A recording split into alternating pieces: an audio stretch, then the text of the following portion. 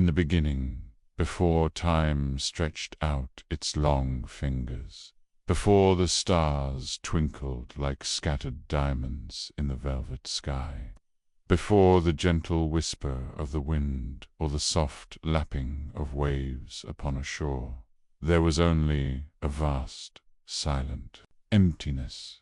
Darkness, deep and profound, lay over everything like a heavy, comforting blanket, and the Spirit of God hovered over the surface of these deep, uncharted waters, a presence of peace and potential. Imagine this quiet stillness, a world waiting to be born, a canvas ready for the most beautiful masterpiece. There was no rush, no urgency, just an infinite calm. Then a voice, gentle yet powerful, spoke into the silence. It was the voice of God, the Creator of all things seen and unseen. And God said, "Let there be light." And just like that, with a single loving command, light burst forth, a soft, warm glow pushing back the darkness. It wasn't the harsh, blinding light of midday, but a tender, nascent radiance, like the first blush of dawn painting the eastern sky. It was a light that brought comfort and promise, a quiet illumination that chased away the shadows without startling the peace. God looked upon the light, and he saw that it was good. It was perfect, just as he had intended. And then, with the same loving care, God separated the light from the darkness. He called the light day, and the darkness he called night. Think of the rhythm this brought to the world. A time for gentle light, a time for peaceful rest. The first day began, and then, as the light softly faded, the first evening came, bringing with it the quiet embrace of night. This was the very first evening and the very first morning, marking the beginning of time as we know it, a gentle cycle, pull of light and shadow, activity and rest. As the second day dawned, a new stillness settled over the vast waters. God's voice spoke again, with the same calm authority. Let there be an expanse in the midst of the waters, and let it separate the waters from the waters. And so it was. An expanse, like a vast, invisible dome, began to form, rising up from the waters. It was as if a great, clear ceiling was being placed above the deep, separating the waters below from the waters above. God called this expanse sky. Imagine looking up and seeing this new, clear space. Below, the waters still stretched out deep and mysterious. Above, the newly formed sky. A vast, open expanse, ready to hold the clouds and the stars yet to come. It was a beautiful separation, creating order and space where before there had been only an undifferentiated expanse of water. This was the work of the second day, bringing structure and definition to the world. The sky, a gentle blue canopy, began to take its place, a silent testament to God's creative power and his desire for order and beauty. And as the day drew to a close, the second evening came, bringing with it the quiet peace of a world slowly, beautifully, taking shape. Each act of creation was deliberate, filled with purpose and love, bringing forth a world designed for peace and harmony. The light, the day, the night, the sky, each element a gentle gift, preparing the way for all that was yet to be. Asterisk, asterisk, as the third morning unfolded, a gentle warmth spread across the newly formed sky. The world was still mostly water, but now, with the light and the expanse of the heavens, it was ready for more. God's loving voice spoke once more, soft and clear. Let the waters under the sky be gathered to one place, and let dry ground appear. And, just as he spoke, a wondrous transformation began. Slowly, majestically, the vast waters began to recede, drawing back from certain areas. Imagine the water gently pulling away, revealing the hidden depths of the earth.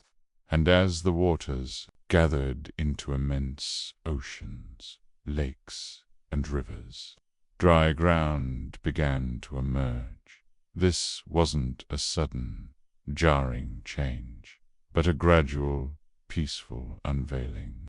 Hills and valleys, plains and mountains began to rise from the watery expanse, like ancient giants slowly waking from a long slumber. God called the dry ground land, and the gathered waters he called seas. And God looked upon this new creation, the land and the seas, and he saw that it was good. It was perfect, just as he had intended. A beautiful balance of solid ground and flowing water. Now, with the land revealed, the world was ready for more life, more beauty.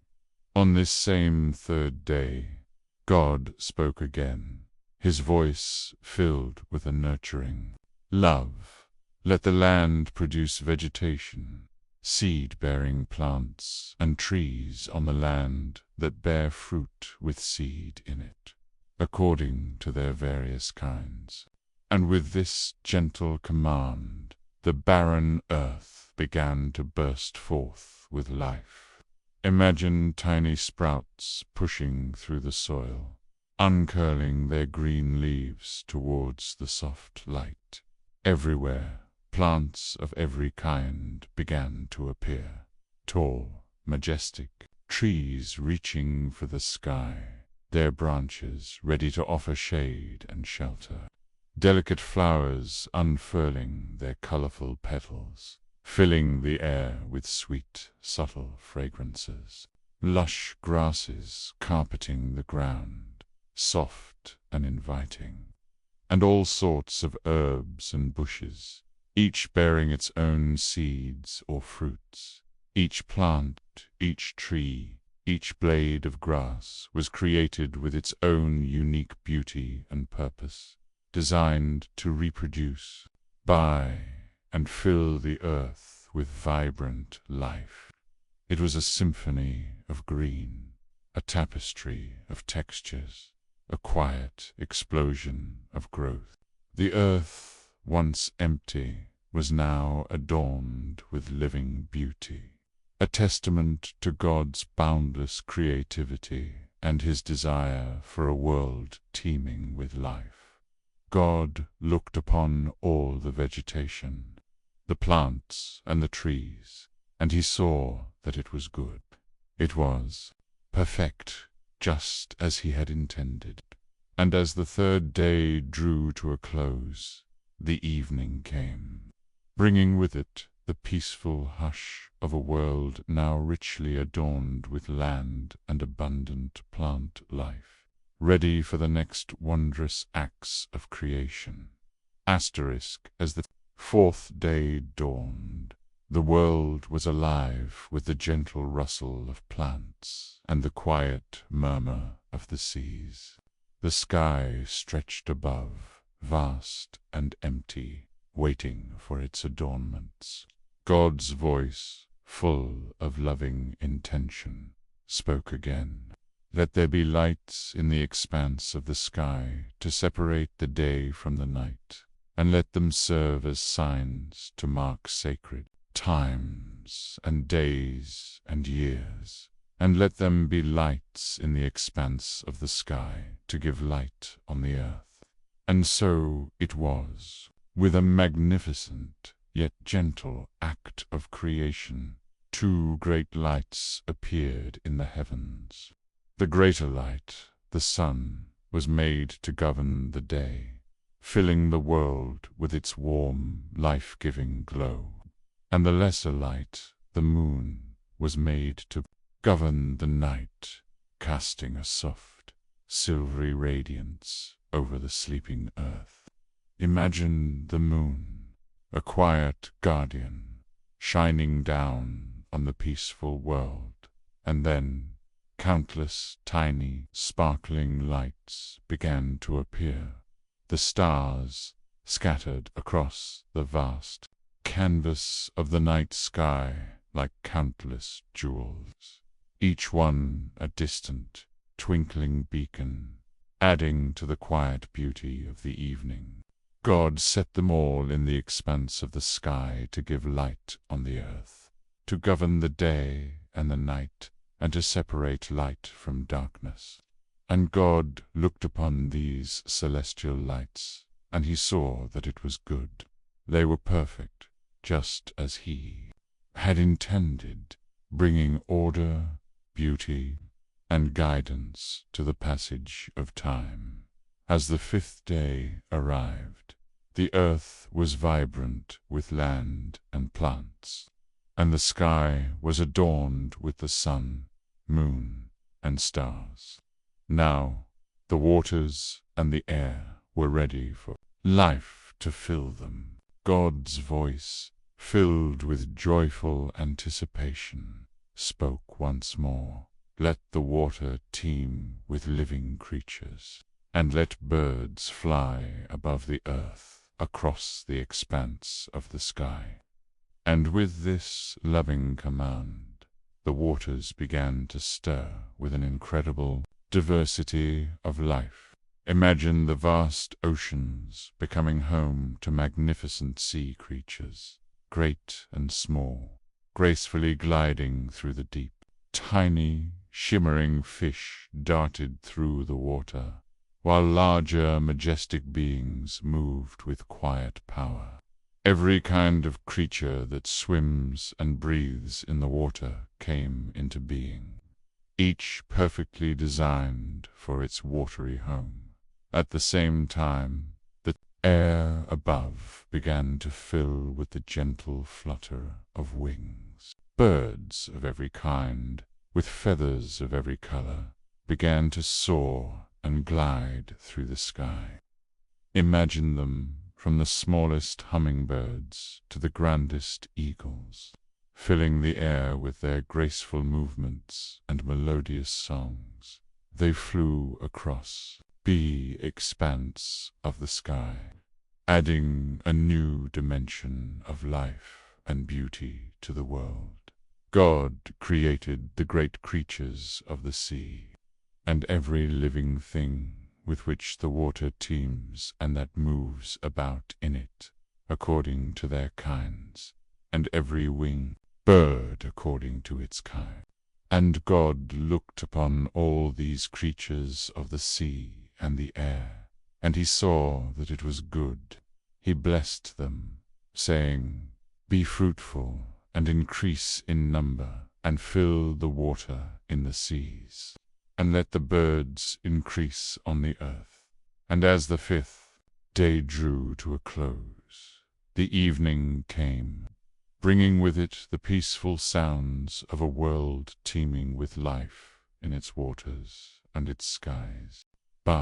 After the beautiful creation of the world, many years passed. The earth was filled with people, and sometimes they forgot the gentle ways of kindness and peace. Their hearts grew distant from the loving Creator, and the world became a noisy, troubled place. But amidst all the hustle and bustle, there was one man named Noah. Noah was different. He was a righteous man, a man of quiet faith and integrity, who walked closely with God. In a world that had grown loud and restless, Noah listened to the soft whispers of God's heart. He lived a life that was pleasing to God, full of honesty and goodness. He had 3 sons, Shem, Ham, and Japheth, and a loving family around him. Imagine Noah, a gentle soul, perhaps tending his fields or watching the stars at night, always feeling a connection to the Creator of all things. He wasn't perfect, for no human is, but his heart was turned towards goodness, and he sought to live in a way that honored God. One quiet day, as Noah was going about his life, God spoke to him. It wasn't a loud, booming voice, but a clear, gentle message, a deep knowing in Noah's heart.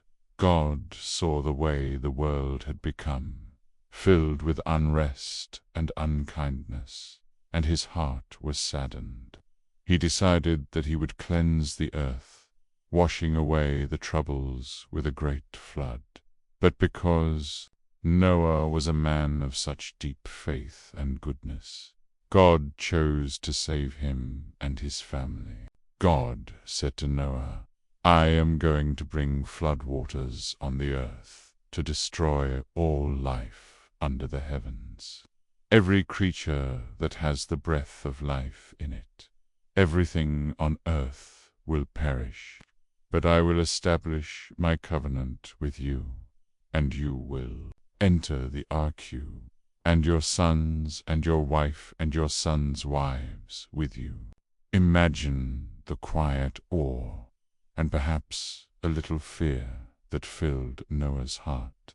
A flood so great it would cover the whole earth. It was an immense message, a task beyond anything he could have imagined.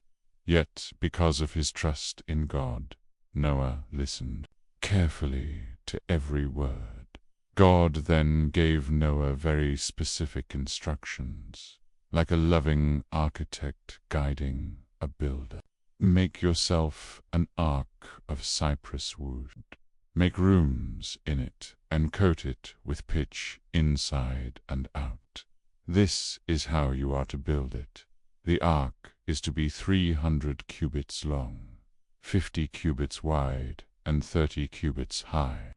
Make a roof for it, leaving below the roof an opening 1 cubit high all around.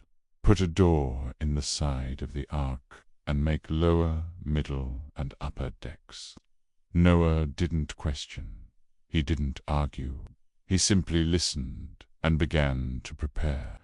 He knew that if God commanded it, God would also provide the way. And so Noah, with a quiet and trusting heart, began the immense task of building the ark, a vessel that would become a beacon of hope in a world about to be transformed. Noah, with his quiet and trusting heart, began the immense task of building the ark. Imagine the sounds in the quiet countryside, the steady rhythm of hammers, the gentle rasp of saws, the careful measuring of cypress wood. It was a monumental undertaking, unlike anything anyone had ever seen. Day after day, week after week, year after year, Noah and his sons worked diligently, following God's precise instructions. They built the massive structure, plank by plank, sealing it with pitch to make it watertight, just as God had commanded. People might have watched them, perhaps with curiosity, perhaps with doubt, but Noah remained steadfast. His faith was a quiet flame, burning brightly within him, guiding his hands and his heart. He knew that God's plan was perfect, even if it seemed impossible to others. As the ark slowly took shape, a truly astonishing event began to unfold. God spoke to Noah again, giving him another set of incredible instructions. You are to bring into the ark 2 of all living creatures, male and female, to keep them alive with you. 2 of every kind of bird, of every kind of animal, and of every kind of creature that moves along the ground will come to you to be kept alive. And take with you every kind of food that is to be eaten, and store it away as food for you and for them. Imagine the wonder as animals, 2 by 2, began to approach the ark. It wasn't a chaotic rush, but a peaceful, orderly procession. From the mighty lions to the tiny mice, from the graceful giraffes to the waddling penguins, creatures of every kind came. They walked, they flew, they crawled, drawn by an unseen hand, a gentle call from the Creator, Noah and his family. With calm and patient hearts, welcomed each pair. They guided them into the ark, finding a place for every creature, ensuring they had food and comfort.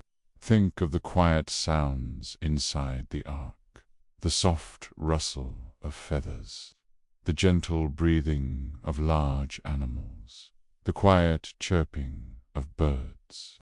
It was a bustling yet peaceful sanctuary. This was a time of immense preparation, of quiet trust and diligent work. Noah and his family were not just building a boat. They were preparing a haven, a place of safety and hope for all the life that God intended to preserve.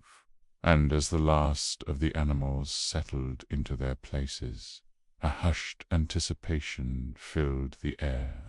The ark, now complete and filled with its precious cargo, waited patiently for what was to come. Asterisk, asterisk, the ark stood ready, a testament to Noah's unwavering faith. A quiet hush fell over the world, a stillness that was different from the usual peace. Then the day came. God commanded Noah, "Go into the ark, you and your whole family, because I have found you righteous in this generation." And so Noah, his wife, his sons Shem, Ham, and Japheth, and their wives, entered the ark. The door closed behind them, not by human hand, but by God's own gentle touch. Soon after, the rain began.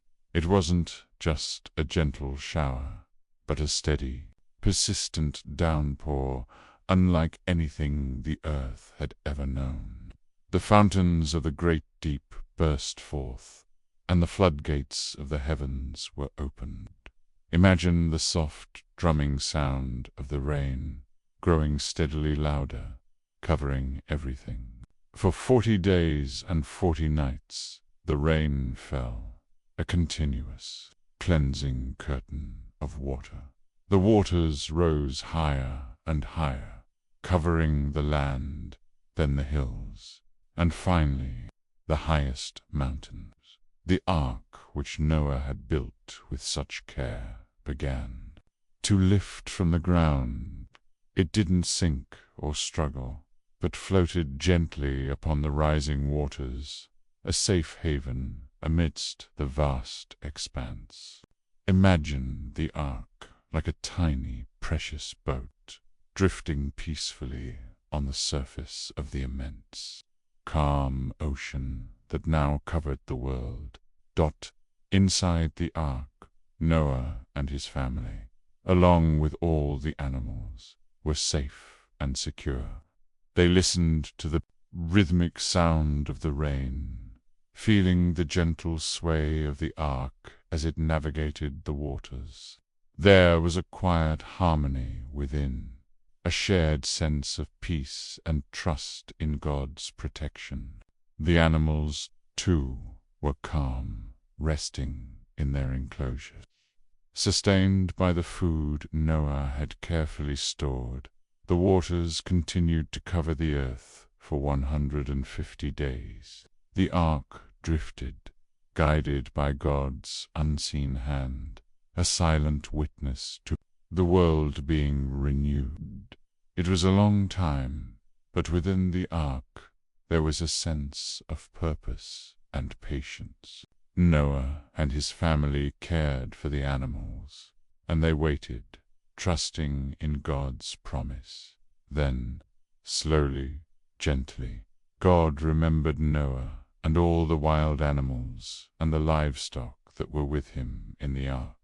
And God sent a wind over the earth, and the waters began to recede. The fountains of the deep and the floodgates of the heavens were closed, and the rain stopped falling from the sky. The water receded steadily from the earth. At the end of the 150 days, the water had gone down. Imagine the ark, now gently settling, as the waters gradually lowered. It was a slow, peaceful descent, bringing them closer to the renewed earth. After many days of the waters receding, on the 17th day of the 7th month, the ark came to rest on the mountains of Ararat. Imagine the gentle thud as the massive vessel settled onto solid ground, a quiet end to its long journey. Still, the waters continued to recede, slowly revealing more and more of the earth. Noah waited patiently, looking out from the ark's opening. On the first day of the 10th month, the tops of the mountains became visible. It was a sign of hope, a glimpse of the renewed world. After 40 more days, Noah opened the window he had made in the ark and sent out a raven. The raven flew back and forth until the water had dried up from the earth. Then Noah sent out a dove to see if the water had receded from the surface of the ground. Imagine the dove, a symbol of peace, fluttering out into the vast open sky. But the dove could find nowhere to perch because there was still water over all the surface of the earth. So it returned to Noah in the ark. He reached out his hand and took the dove and brought it back to himself in the ark. Noah waited 7 more days and then again sent out the dove from the ark. This time, when the dove returned to him in the evening, there in its beak was a freshly plucked olive leaf. Imagine Noah's heart filling with quiet joy and gratitude. This tiny leaf was a beautiful sign, a gentle message that the waters had indeed receded, and that new life was beginning to flourish on the earth. He waited 7 more days, and then sent the dove out again. But this time it did not return to him. This was the clearest sign yet that the earth was finally dry. By the 1st day of the 1st month of Noah's 601st year, the water had dried up from the earth. Noah then removed the covering from the ark and saw that the surface of the ground was dry. And by the 27th day of the 2nd month, the earth was completely dry. Then God spoke to Noah, his voice filled with love and a new promise. Come out of the ark, you and your wife and your sons wives with you. Bring out every kind of living creature that is with you, the birds, the animals, and all the creatures that move along the ground, so they can multiply on the earth and be fruitful and increase in number on it. Imagine Noah and his family stepping out onto the fresh, clean earth, feeling the solid ground beneath their feet. And then the animals, one by one, two by two, emerged from the ark, stretching their limbs, breathing the fresh air, and looking out at their new green home. It was a beautiful, peaceful re-entry into a world made new. Noah's first act upon leaving the ark was to build an altar to the Lord. He took some of all the clean animals and clean birds, and offered burnt offerings, put on the altar. And the Lord smelled the pleasing aroma, and said in his heart, "Never again will I curse the ground because of humans."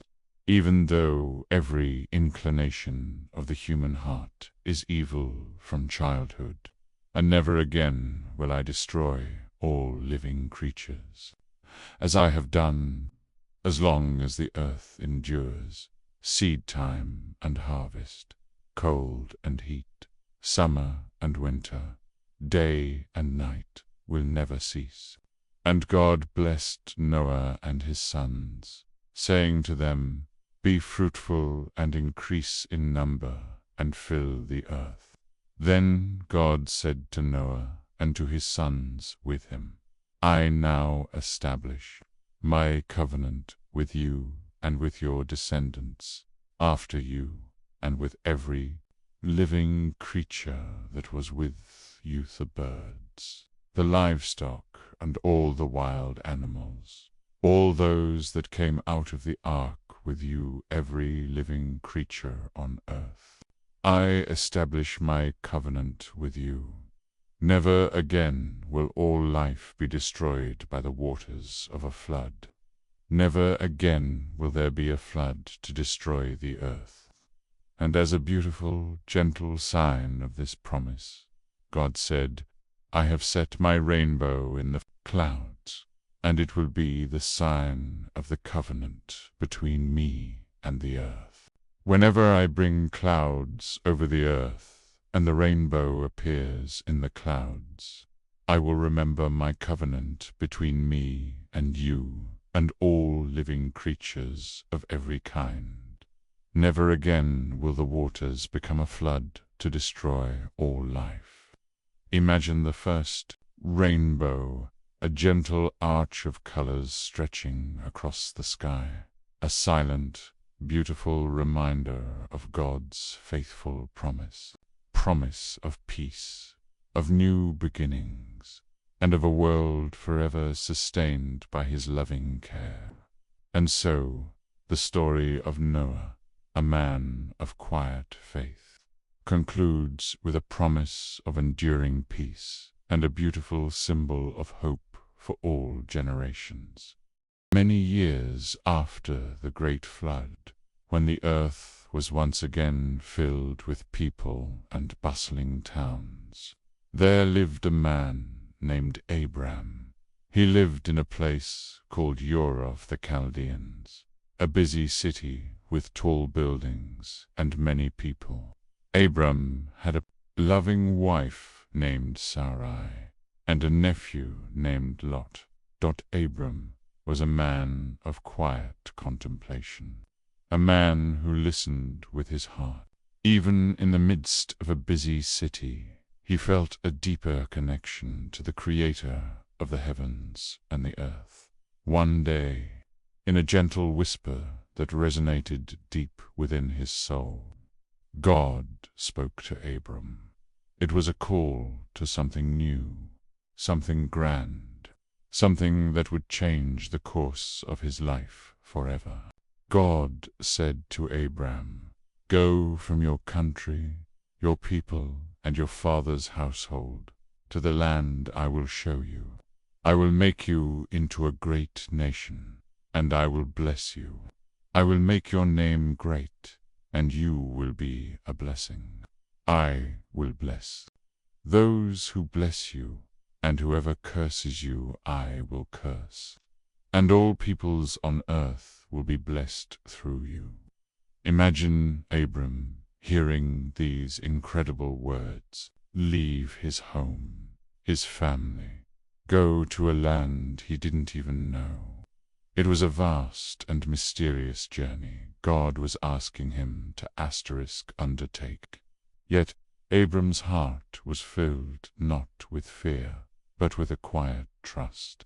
He knew that if God, the creator of everything, was asking him to go, then God would also guide him every step of the way. So Abram, with a heart full of faith, obeyed.